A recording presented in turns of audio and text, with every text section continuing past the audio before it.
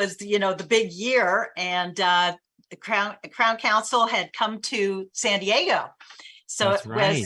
we weren't sure we could fly. It was kind of a scary thing, but it was the best meeting ever because it introduced me to Crown Council. Very cool. And then Roz was my coach. Nice. Yeah. And Dr. Kern participates obviously in Crown Council in so many different ways as a leader. And specifically, we wanted to talk today about her leadership as part of our mastermind program. But maybe, Dr. Kern, could you just share with everybody where you're practicing in California and a little bit about your practice before we dive in there? Okay. Well, I actually sold my practice in 2018. I was in Monterey for many years, since 95. And I joined, like, as you said, 2001 Crown Council, and it changed my life because it really taught me about the soft skills of dentistry and the business side of dentistry. So it was just the spark, two sparks in my dental career: David Hornbrook from cosmetic dentistry, and then Crown Council for the business of dentistry. So I had a very successful practice, sold that, and in about 2015, Steve Anderson gave me a phone call and asked me if I would be willing to help out a young dentist that was kind of struggling with what she wanted to do. And he was aware that that was a time where dentistry was changing. There were more women coming into the profession. They had their own set of challenges. And I think he, as a businessman, he's very smart. He saw there was a need and he was going to fulfill the need, right?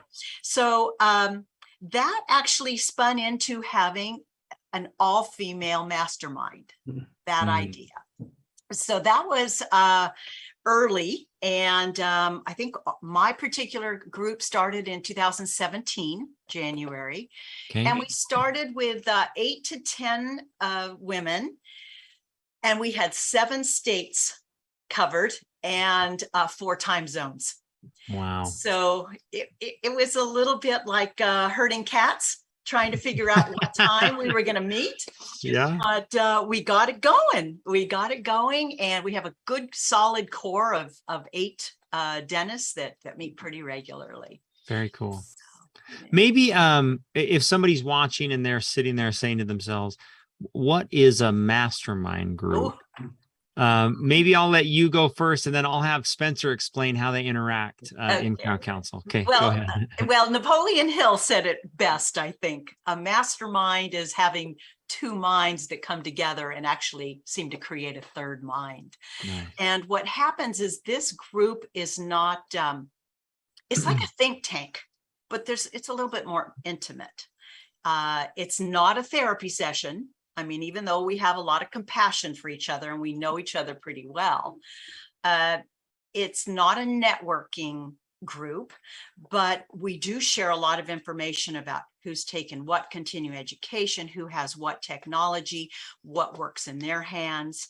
So there's a lot of sharing of that. We also have the resource partners, which have been fabulous to help us with that. The other thing, it's not a coaching call, even though I'm a coach now, because some of these women are on a definite journey that's very different from my private practice. I was a solo practitioner.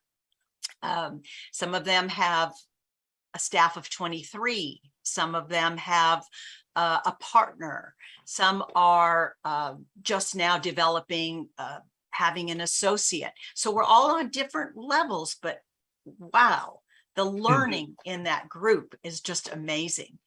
So I think a dentist of any flavor can benefit, because what happens is we as dentists are kind of in our silos as private practitioners. And even if you have a partner or an associate, you need a place where you can really be yourself, let your hair down.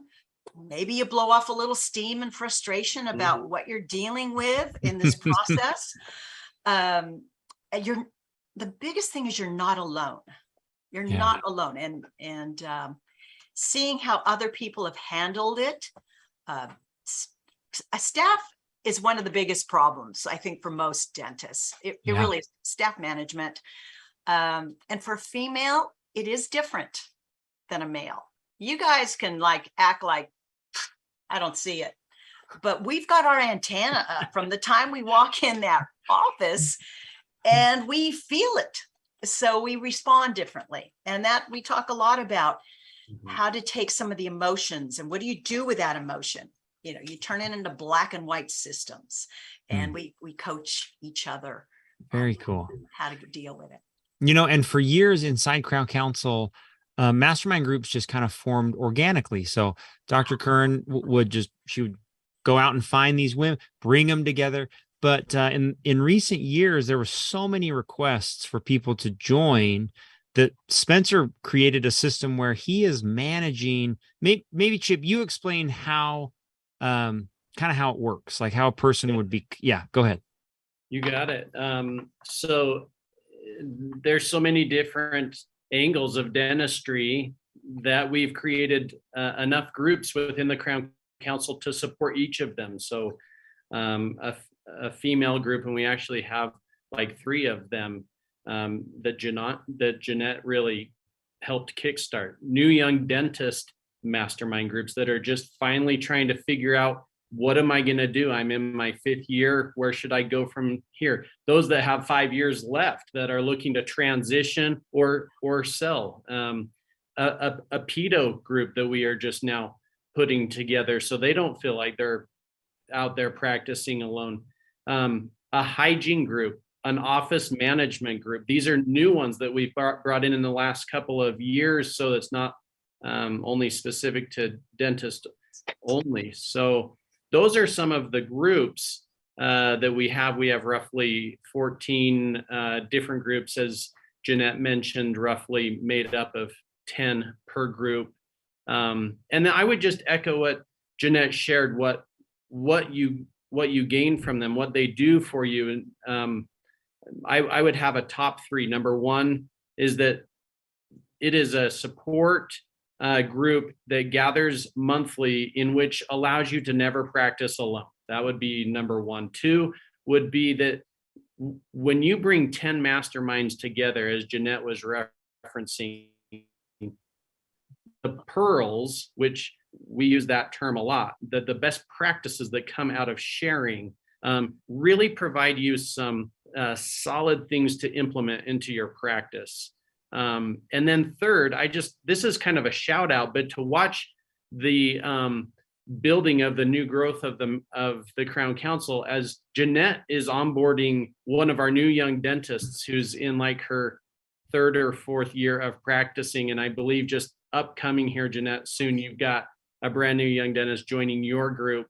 She's so excited. You're excited. And it's like, this is how we continue to get better. So. Exactly. And my group is excited too. It's almost like being able to take somebody under their wing. Yeah. It's a very generous concept. I think Cool. That's what's so great about it. Yeah. This is a big general question, but maybe Dr. Kern, what have you learned over the years about just from being in a mastermind group yourself? Is there anything that stands out, like lessons that you picked up from peers or that you've learned as a moderator? Well, being that I was in the early stage, Zoom techniques, believe it or not. Okay, we started with phone calls because we were in all those zones. So I had to learn Zoom. And but the biggest thing I've learned as a DI is to listen, to do active listening. And to facilitating is very rewarding, because it's like being the teacher, but what you're doing is you're pulling out even the shy ones, and the shy ones always have some pearls that are just amazing, right? So learning how to balance the conversation with a large group, that's been a skill that I've learned. I think the other thing too is I have seen the courage. By having this group at about 5 years now, I have seen their courage grow, and they are risk takers now. Mm. You know, they're buying properties, they're building their offices, they're collecting another office. I mean, they are like, they're going for it. And they do say, I've actually done a SWOT with my group, and they say it's the support that they get from each other that gives them their confidence. Mm.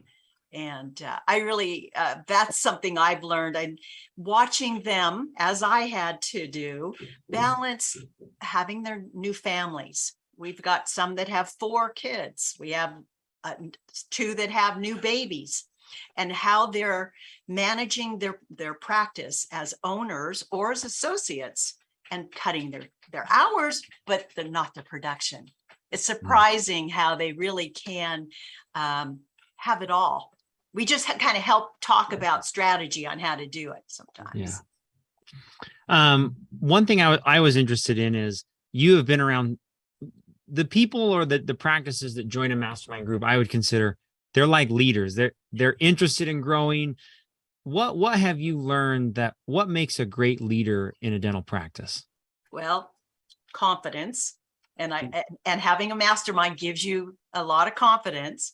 Having a vision. We talk about this in Crown Council all the time, but I really love it that we will annually do a vision board.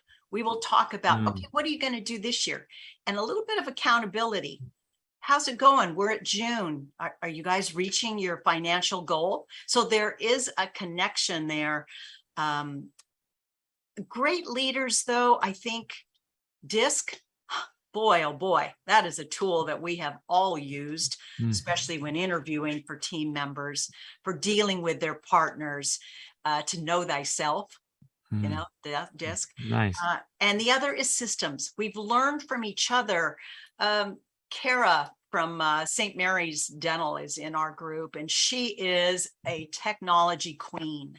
She has helped all of us in some way figure out, you know what, if you, instead of just having a how-to book, do a video, have it a video library on your computers at work, so that they don't come and ask you 600 times how to do the same thing. Right. Have you checked the computer? So, just learning something like that, that's a leader. She thinks out of the box. Very cool. Yeah. Part of the mastermind groups also revolve around kind of the mission of Crown Council, which is to create a great culture. What have you seen or learned from your experience as a professional? Maybe your top 3 ways that a practice can create a place where patients and team members love to go to work. They love to be a part of. Well, respect is number 1 for people as people. We've always said in Crown Council, people will remember how they feel when they're around you. As a leader, I don't know where I learned this, but I was told a long time ago that how the doctor treats their team is how their team will treat their patients. And I believe that. I really think having relationship building with your team and showing them how you build relationships with the patients is really important. Nice. The other is to treat your team as real co-creators. They are not your staff. They are co-creators and co-team members to really create that experience for the patient. The idea is it's your vision, and they help you deliver that vision. So that's what I would say. It's about loving on each other, loving and treating each other like human beings. Those were incredible. I don't know if you came up with those off the top of your head, if they were written down. That was so good. Thank you. I think about those. That's good. Yeah. My final question, Chip, and I don't know if you have any, but I always am interested in, so Dr. Kern is now speaking to Dr. Kern 20 years ago, 30 years ago. What advice is she sharing with yourself? I would have said, go for it. I would have said, don't be afraid. But I didn't really have any role models. And I when I talk to a younger group of dentists, I tell them, have a vision, but find mentors, find people who are doing what you think you want to do, and emulate them. Learn from them. Find somebody that's like a shooting star that you go, yeah, Frank Spear, John Coyce, David Hornbrook. I mean, they're out there. Look and see what they do and follow it. The other is always continue your education. I mean, that's why I love Crown Counsel. You are a plethora of education, and it's about business. And that's what I think is important too. I teach to learn from the experts. Find your dental CPA, find your dental attorney. That's what, like, these gals they all have found people like Kane Waters, or, groups that are quality experts to be your board of directors. I had that. I think that's what gave me some courage when I was young, is I did have dental CPA that said, you know what, these are industry norms, follow this. So getting good habits early is super important. And the other is to surround yourself with good people. Crown Counsel is eagles and learn from the best. And it nurtures your soul. It doesn't just nurture your brain and your business. I think that Crown Counsel is a group that it's like dentistry. We've got a magical profession. We change lives. Yes. And we enjoy that together. I think. I love that. Yeah. You're very good. Spence, any follow-up questions? More of just a shout out, which would be at the annual event, speaking of where the Eagles gather together, as Jeanette mentioned, we celebrate these moderators, bring Jeanette on stage and say, thank you so much for moderating and doing such a fine job. But then for all of those that are listening to this right now, of like, so now what should I do? At the annual event, we give a presentation on how to join a mastermind group, how it works. Jeanette meets with her team that are part of her mastermind team. So see us at the annual event and learn more about it, or learn more about it right now through me. But yeah, we'll see Jeanette on stage in Salt Lake City. With my little gavel. Gavel. I wondered, did you keep it? I did. Of course. I keep all my little goodies from Craig. Quiet down. No, I haven't had to use it. Yeah. Jeanette, we are so thankful for you. I'm grateful not only for the time you spent here, but all that you do to lead the Crown Counsel membership. Thank you. It's my pleasure. Thank you so much. Grateful to have you on, and man, we'll see you soon. It's coming fast. See you at the annual event. Okay. Thanks, Jeanette. Bye-bye. Bye-bye. What? I know. That is a Crown moderator at their best. She is. That was really fun. Yeah. I mean, that was like 20 minutes of her just sharing absolutely some of the coolest stuff I've heard from a dentist. So very cool. Very good. So good. All right. Well, that's it for today. I know we're a little early. Let me check let's check to see if anything else is happening. I want to make sure if we got anybody waiting. Steve, I'd hate to end early and have him waiting for us, but it doesn't look like he's in the system. So, yep. Still no Steve. Okay, that's all right. We'll get him next time. And then next week, we have a really fun segment with Blake Cameron. As he shares some of his Smiles for Life results from last summer. Some really cool advice for those that are looking to do Smiles for Life in 2023. And then a few more guests. So, Chip, we're going to wrap a little early, but very good. Yep. Perfect. Okay, man. Well, good show. Grateful to have you on, and we'll see you guys next week. Yep. Appreciate it. Okay, bye.